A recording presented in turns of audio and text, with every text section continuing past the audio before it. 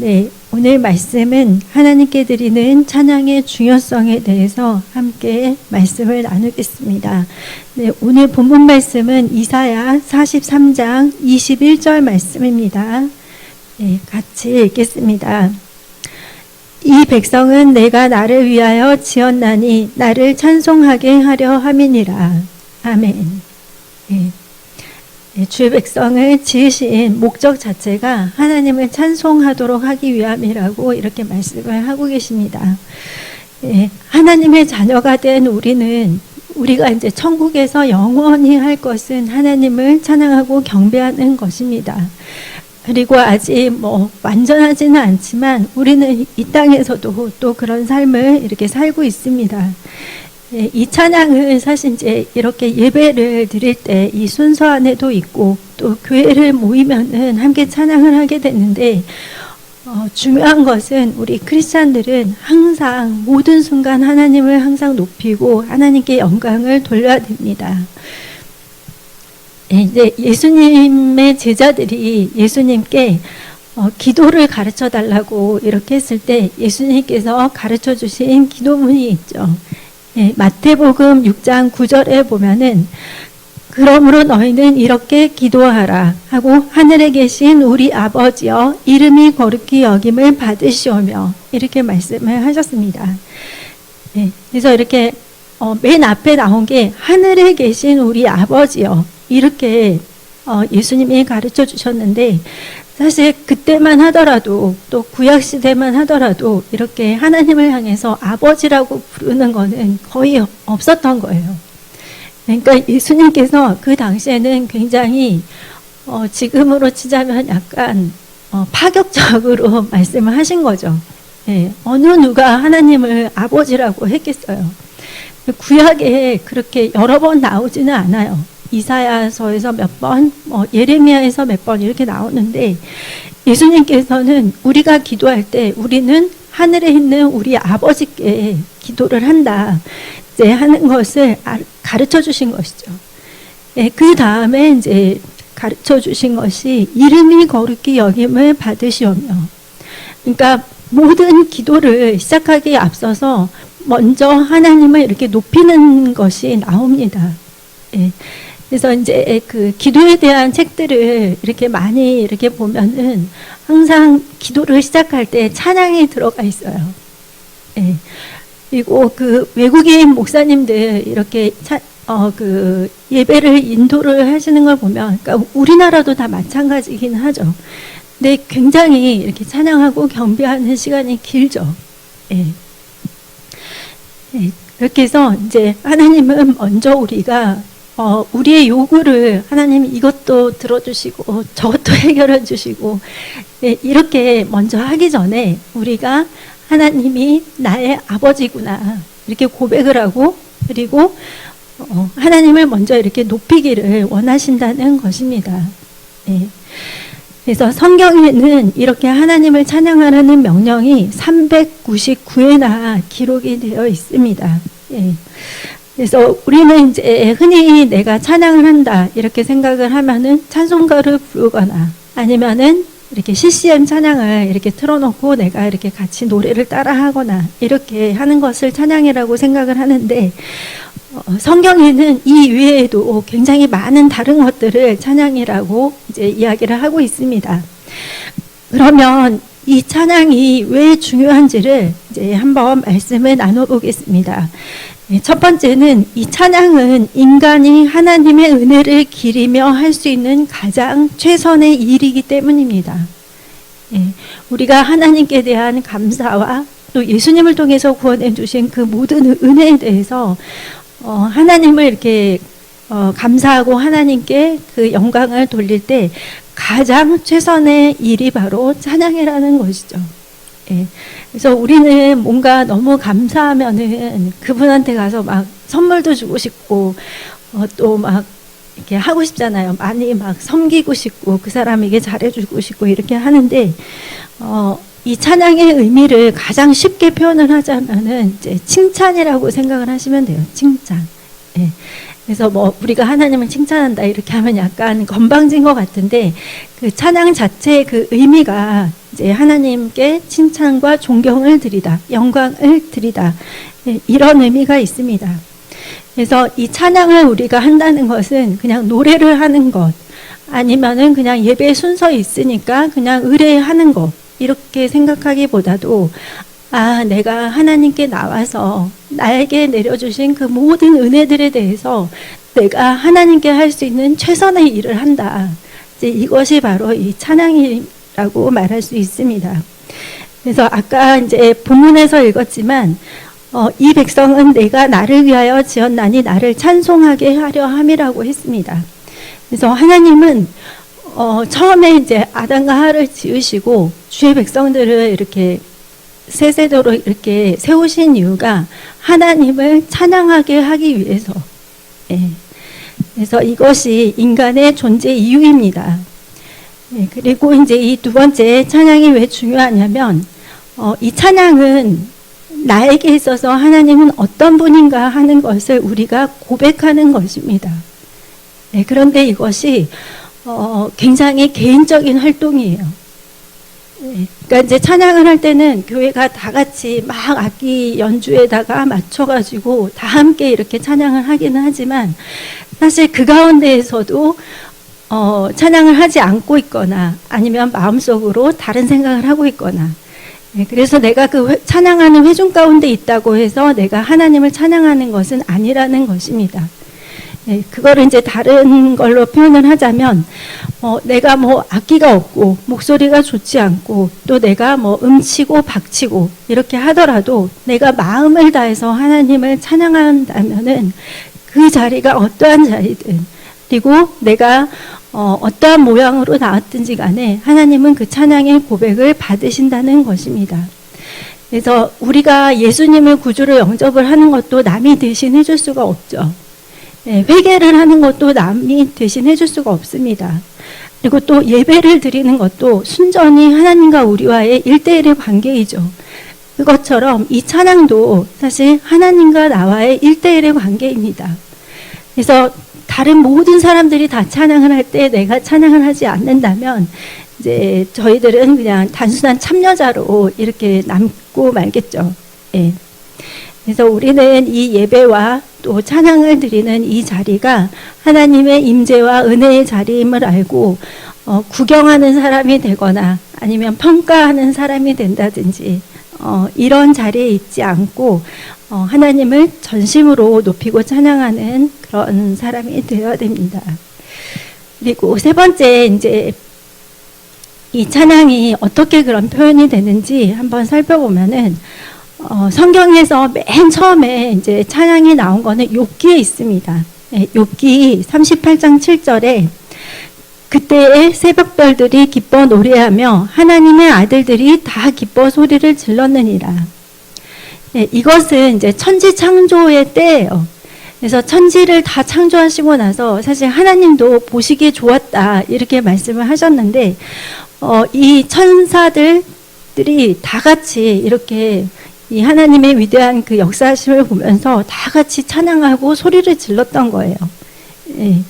그리고 이제 또 욥기에도 이렇게 나오고 있지만 요한계시록에도 지금도 천국에서는 계속해서 천사들이 그리고 먼저 간 그 믿음의 사람들이 하나님을 이렇게 찬양하고 경배하고 있죠. 그러면 이제 이 성경 속에 찬양의 여러 형태들을 저희가 한번 살펴보면은 첫 번째는 우리가 할렐루야를 고백을 함으로써 하나님을 찬양할 수가 있습니다.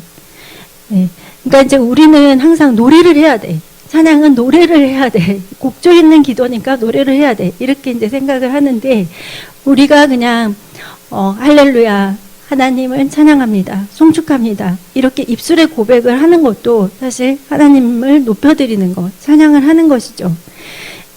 그래서 이 할렐루야는 그 히브리어 할랄에서 나왔는데 칭찬하다, 자랑하다, 축하하다.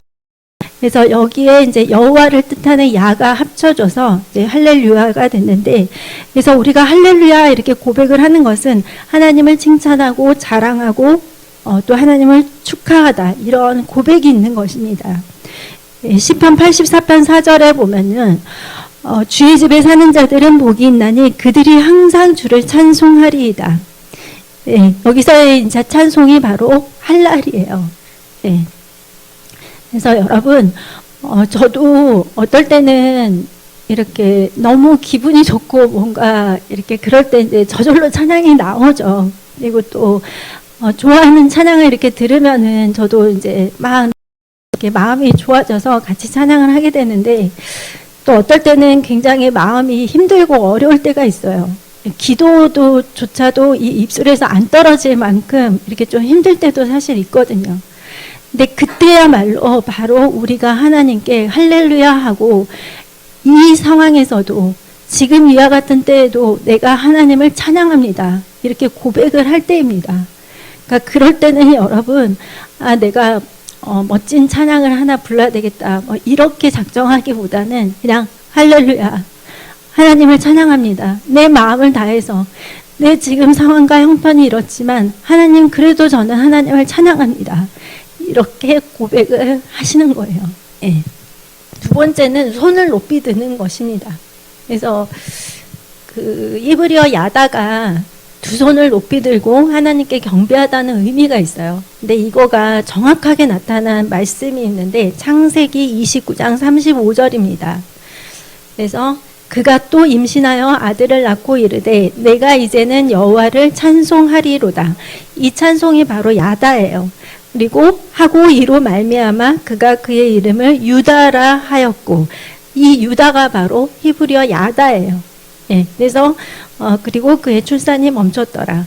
그러니까 이제 레아가 유다를 낳았을 때 하나님을 이제 내가 찬양합니다, 이렇게 이제 고백을 하면서 이름을 지은 게 유다예요. 예, 근데 이게 히브리어 단어 야다라는 그 단어입니다. 그래서 우리가 이렇게 손을 높이 드는 것이 그냥 어떤 교회는 손도 못 들게 하던데 이렇게 손을 드는 게 무슨 뜻이지? 앞으로 들어야 되나 뒤로 들어야 되나 막 처음에는 이런 것들도 이제 헷갈리는데, 예, 그래서 이렇게 손을 높이 드는 것이 바로 하나님을 찬양한다는 의미가 있습니다. 그리고 세 번째는 이제 무릎을 꿇고 경의를 표한다, 그러니까 경배한다는 그런 의미가 있는데, 그것이 이제 히브리어 바락이거든요. 예, 그래서 시편 104편 1절에 내 영혼아 여호와를 송축하라. 예, 여기에서 이 송축이 바로 바락이에요. 그러니까 우리가 하나님을 높여드릴 때 무릎을 꿇을 수도 있고요. 예, 그리고 정말 간절하고 정말 급할 때는 진짜 저절로 무릎이 꿇게 되죠. 예, 그래서 이렇게 하나님은 또 우리의 무릎을 꿇고 드리는 경배를 받으신다는 것입니다. 그리고 또 우리는 하나님을 높이는 노래로도 영광을 돌릴 수가 있는데, 히브리어 테일라는 노래하다, 칭찬하다는 의미가 있습니다. 예, 그래서 이 찬양에 대해서 나온 말씀 중에 굉장히 유명한 말씀이 시편 22편 3절인데 이스라엘의 찬송 중에 계시는 주여 주는 거룩하시니이다. 여기서의 이 찬송이 바로 테일라입니다. 그러니까 하나님을 높이는 찬양을 노래를 하는 거예요. 근데 이제 저희들이 찬양을 할 때 보면은 하나님을 높이는 찬양도 있고, 또 어떨 때는 그냥 우리의 신앙을 다짐하는 찬양도 있죠. 예, 그리고 또 어떤 것들을 영적 전쟁가, 그래서 사탄을 이렇게 밟아 이기는 찬양도 있는데, 특별히 이 테일라는 바로 하나님을 높이는 찬양을 의미를 합니다. 그리고 또 우리는 악기를 연주함으로써 찬양을 할 수 있는데, 이 히브리어 자마르는 악기를 연주하다, 줄을 퉁기다, 또 노래하다, 찬양하다가 이런 의미가 있습니다. 그래서 역대상 16장 9절에 보면은 그에게 노래하며 그를 찬양하고, 여기서가 이제 이 찬양이 자마르예요. 그러니까 연주를 하는 거, 우리가 악기 연주를 하는 것도 사실은 그냥 우리 노래 부르기 좋으라고 이렇게 반주 넣어주는 게 아니라, 예, 하나님을 다 찬양하고 있는 것입니다. 예, 그리고 이제 여섯 번째, 큰 소리로 말하고 외침으로써 또 하나님께 찬양할 수 있는데, 히브리어 샤바흐라는 단어가 나오고 있어요. 시편 117편 1절에 너희 모든 나라들아 여호와를 찬양하며 너희 모든 백성들아 그를 찬송할지어다. 예, 여기서의 이 찬송이 바로 샤바흐. 그러니까 우리가 큰 소리로 하나님은 위대하시다, 하나님은 놀라우시다, 나에게 하나님이 구원을 주셨다, 생명을 주셨다. 근데 이거가 어디서 많이 보던 풍경이죠. 예, 우리가 바깥에 나가서 복음을 전할 때 예수님이 우리의 구원자이십니다. 하나님은 예수님을 우리를 사랑하셔서 보내셨습니다. 이렇게 해서 복음을 전하는, 그럴 때 이제 저희들이 이렇게 큰 소리로 말하고 외치는데 이것이 바로 또 하나님을 찬양하는 의미가 있습니다. 그래서 우리가 할렐루야를 고백하고 이렇게 두 손을 들고 또 무릎을 꿇고 또 하나님을 높이는 노래를 하고 악기를 연주하고 큰 소리로 하나님이 행하신 일들을 외치고, 이 모든 것들이 바로 하나님을 찬양하는 것입니다.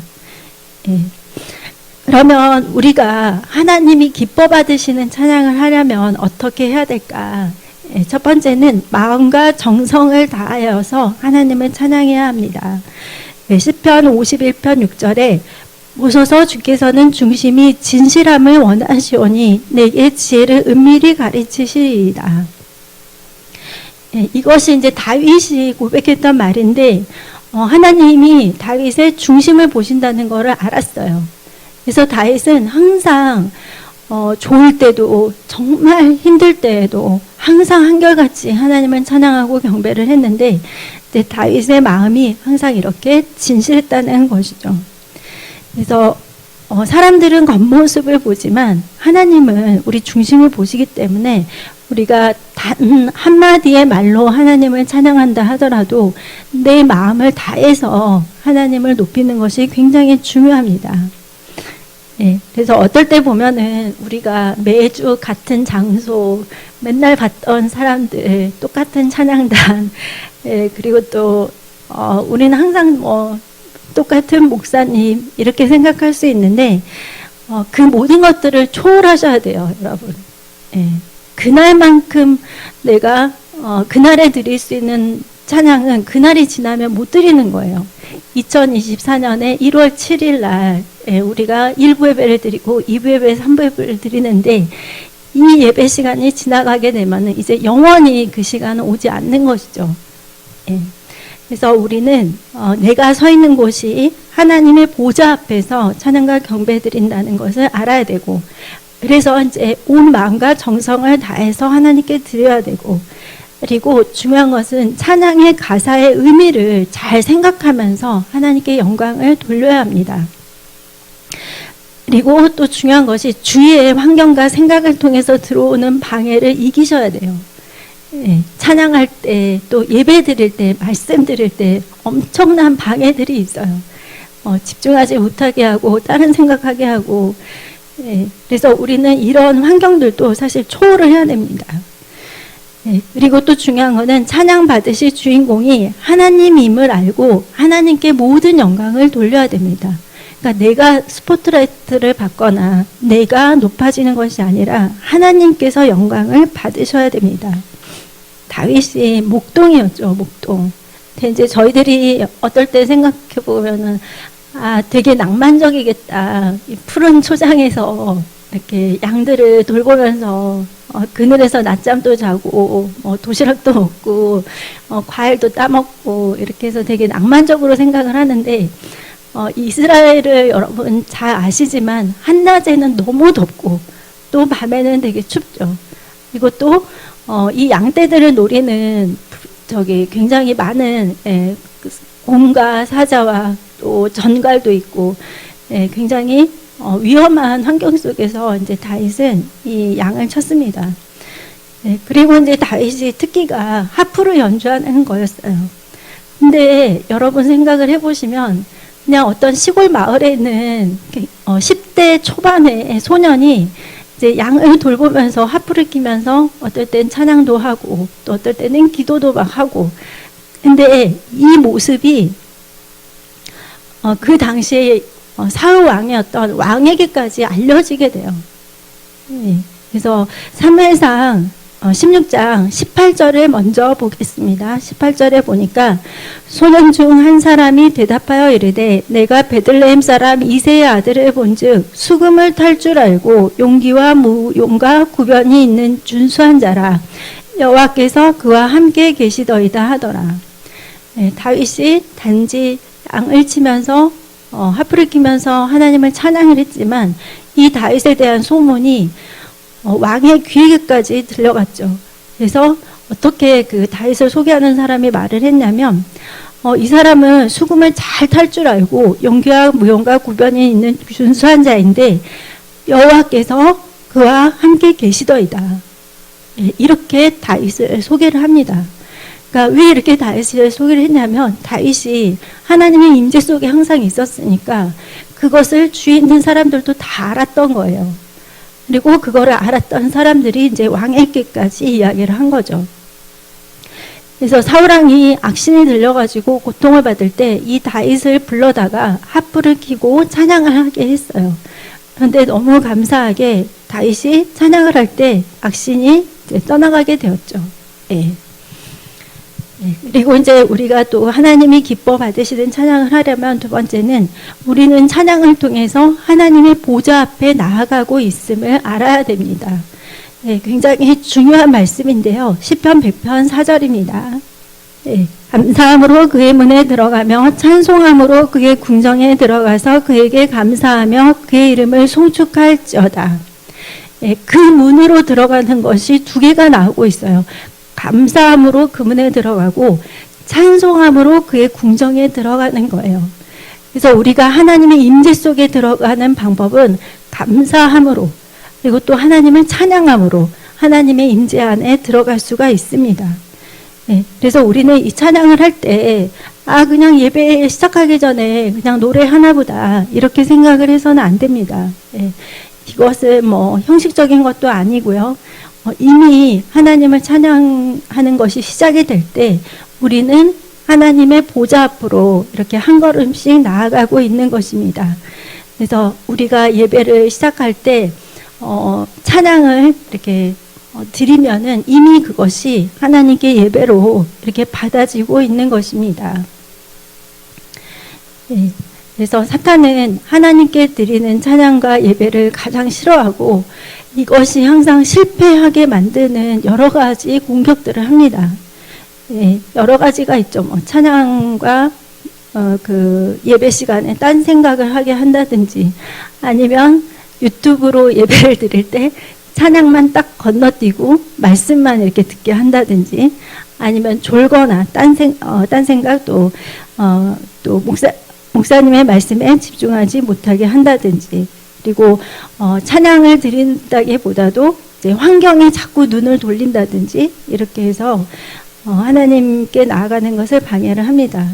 그래서 어떤 의미에서 보면은 이렇게 예배드리고 찬양하는 이 시간이 어떻게 보면 약간 영적 전쟁을 치르는 시간일 수도 있어요. 그래서 이제 우리가 해야 될 거는 미리 항상 기도로 준비를 해야 됩니다. 그리고 사탄의 방해들을 내가 잘 분별을 하고 그것들을 더 이상 허용하지 않아야 돼요. 사탄은 내가 문을 열어놓으면 거기로 계속 들어오기 때문에 중요한 것은 그 문을 빨리 닫아야 돼요.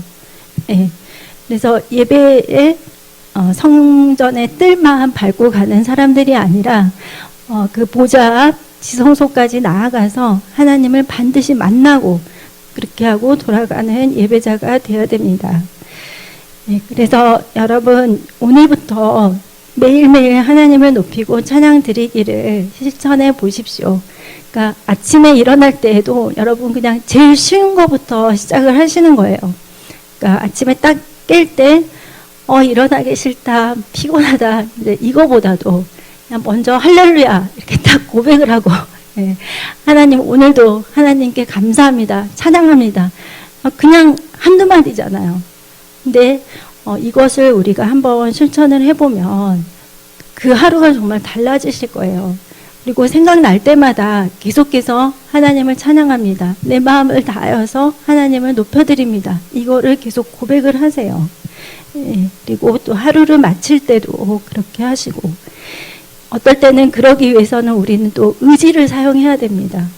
내 마음이 내킬 때, 기분이 좋을 때, 모든 상황들이 잘 됐을 때, 이때 하나님을 찬양하는 것이 아니라 오히려 더 힘들고 공고할 때, 마음을 어떻게 해야 될지 모를 때, 그때야말로 정말 하나님의 임재와 하나님의 어루만지심이 필요하기 때문에 그때 하나님께 할렐루야를 이렇게 고백을 하시면서 하나님을 찬양하는 이 입술에 고백을 하는 것이죠. 그리고 이제 이렇게 우리가 하나님을 찬양할 때 정말 하나님은 놀라운 일들을 행하신다는 것을 우리는 알아야 됩니다. 우리가 하나님을 찬양할 때 옥문이 열리고 메인 것들이 풀어집니다. 예, 사도행전 25절에서 26절 말씀입니다. 예, 한밤중에 바울과 실라가 기도하고 하나님을 찬송하며 죄수들이 듣더라. 이에 갑자기 큰 지진이 나서 옥터가 움직이고 문이 곧 다 열리며 모든 사람의 메인 것이 다 벗어진지라. 아멘. 바울과 실라가 열심히 복음을 전하다가 매를 정말 많이 맞고 이 당시에 감옥은 지금보다 훨씬 더 열악했겠죠. 네, 근데 이제 그 감옥에 갇혀서도 하나님을 찬송을 한 거예요. 발에는 이렇게 착고가 채워져 있고 이렇게 사슬로 메어져 있는데 그 상황에서도 하나님께 기도와 찬양을 한 것이죠. 네, 근데 그렇게 하나님을 찬양하고 기도할 때 갑자기 큰 지진이 나서 옥터가 움직이고, 네, 그리고 문들이 다 열렸어요. 네, 그리고 모든 사람의 메인 것들이 다 벗어졌어요. 그러니까 우리가 이렇게 모든 것이 갇혀 있고 힘들고 내가 매여 있고 이런 상황에서 하나님께 감사를 고백하면서 찬양을 드리면 이렇게 문이 다 열리고 저희들의 메인 것들이 다 풀어진다는 것입니다. 예.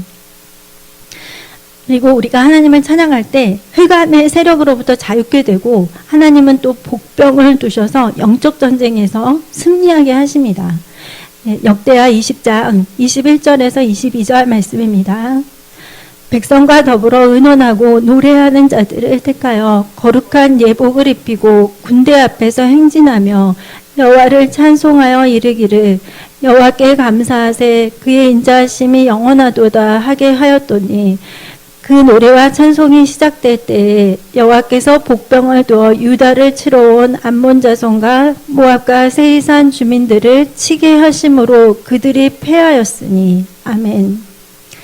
예, 그래서 찬양자들을 뽑아가지고 이들이 어떻게 찬송을 했냐면 여호와께 감사하세 그의 인자하심이 영원하도다. 이제 이 고백으로 찬양을 하게 한 거예요. 그러니까 이 찬송이 시작이 될 때 하나님께서 천사들을 보내주셔서 이 3개국 연합군을 다 쳐서 멸하게 하신 것이죠. 예. 그래서 여러분 이것도 되게 간단해요. 여호와께 감사하세 그의 인자하심이 영원하도다. 예. 가사가 막 길고 어렵고 복잡한 게 아니라 여호와께 감사하세 그의 인자하심이 영원하도다. 예. 우리가 이거를 또 고백할 수 있겠죠. 모든 상황에서. 예. 그리고 그 여리고를 무너뜨릴 때에도 이들이 소리를 질렀거든요. 여호수아 6장 20절에 이에 백성은 외치고 제사장들은 나팔을 불매 백성이 나팔 소리를 들을 때에 크게 소리 질러 외치니 성벽이 무너져 내린지라 백성이 각기 앞으로 나아가 그 성에 들어가서 그 성을 점령하니 아멘. 그래서 제사장이 나팔을 불고 백성들은 외치고 이렇게 소리를 막 지를 때 아까 그 소리 지르는 것이 샤바흐라고 했죠. 이렇게 외칠 때에 성벽이 무너져 내리고 이들이 여리고 성을 점령하게 됐습니다. 예.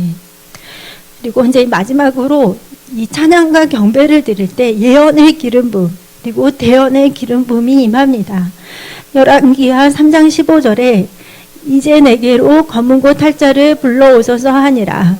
검은고 타는 자가 검은고를 탈 때 여호와의 손이 엘리사 위에 있더니. 예.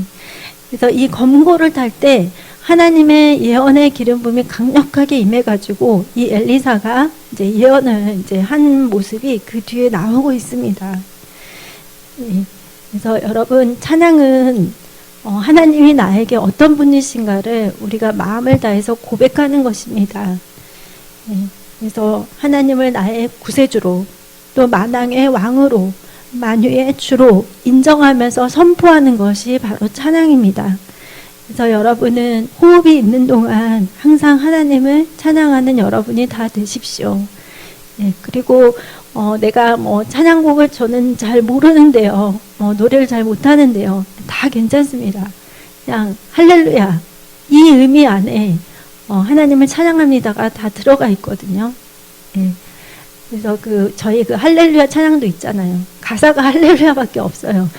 할렐루야, 할렐루야. 예, 이렇게 해서 할렐루야만 하는 찬양이 있어요. 예, 그래서 그 찬양 하시고, 또 아까도 여호와께 감사하세 그의 인자하심이 영원하도다. 예, 이것을 이렇게 고백하시고, 그렇게 하나님을 높이고 찬양하셔서 또 놀라운 응답들을 다 받으시는 한 주가 되시기를 바랍니다. 예, 기도하겠습니다.